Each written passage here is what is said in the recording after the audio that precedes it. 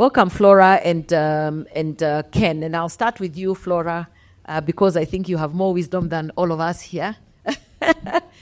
Tell us who you are and what your leadership journey has been like. I am, I guess, a female, a wife, a mother, and a seasoned entrepreneur. So I started my journey straight after college. I tried to work 9 months, didn't work for me. So I decided to go into the manufacturing sector. Really by accident. I didn't even know it was manufacturing. I just wanted to create things. So I started with free-flowing salt. There was no free-flowing salt in Kenya. And I said, why don't I make this? I learned how to do it, put it in market, and realized within 3 weeks that I was wasting time. It was so cheap. Salt is like, a ton of salt is like, I don't know. I think at the time it was like 4,000 or 5,000 bob. So then I said, this is not going to get me far. So then I found an opportunity in tea. It had just been lifted. There was one manufacturer that was allowed. It had a government protection for 19 years, and it had just been lifted. So then I went into tea, and I guess ever since I've been there. But in and out, I've done many other things. I've traded. I have a real estate, just an agency. So we could be perhaps collaborators, not competitors. With my hubby, but otherwise, I've done a lot. Yeah, I've been in CAM, I've been in KEPSA, I've been in counterfeit, I've been in a lot. Okay, that's summary of summary, really. Well, let me take you a little bit back. Who was Flora, the young Flora in high school and, in college? What were your aspirations? What were your dreams?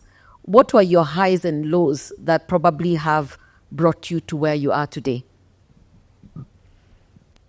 I think if you met any of my schoolmates and they met me now, they would even say I'm an imposter. I was extremely shy, extremely quiet, extremely not confident. I couldn't look you in the face.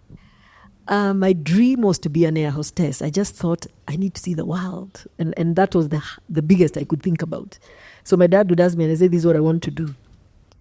But I guess slowly life shapes you, and you find yourself in spaces where you do things differently, and eventually you just grow until who I have become now. Yeah. And what's that you would say one defining moment that you remember so well, or either a defining moment or that dream as a child? Okay, air hostess was one. What is that difference that you wanted to make in the world? I think I'm a creative, and I question things. I'm almost a contrarian. If people are going this way, I'll go that way. If people are doing this, I'll do that. And I've enjoyed it because I'm like, why, who said? I'm just one of those. So when I'm telling you, I went through college and they kept asking me, what are you going to be? What's your career path? And I had none. I couldn't articulate. There was no cute word like entrepreneurship. It was business, trading. I didn't even understand. So I remember one time the career master told me, you're going to have to give me an answer. We have to work with something. So my father just told me, listen, just say you're good in accounts, because I was, and do accounts. So I actually started believing it. And when I got back into the country, I went to Strathmore. I started doing my CPAs. But James Mcfie caught me after about a year and a bit. One day he told me, come and see me. And he asked me, who pays your fees? I knew this is a trick question, so I didn't answer. And then he says, you're behaving like you're not interested in this whole thing. And I said, yeah, I'm not, but I don't know. And he's the one who actually teased it out of me. He said, first of all, you're developing a habit that will follow you for the rest of your life. If you don't believe in something, don't do it. And I tried to explain to him, do you know our African setup? Can you imagine going home and telling my father, I don't want to work, I don't want to do this thing, and yet I'm not clear? And he said, yes, I can. And I think you should have the guts to do so. And for the first time, I looked at him and I said, actually, what can they do? So I did that. I went home and I resigned. And I told my boss and I told her, I'm sorry, I'm done.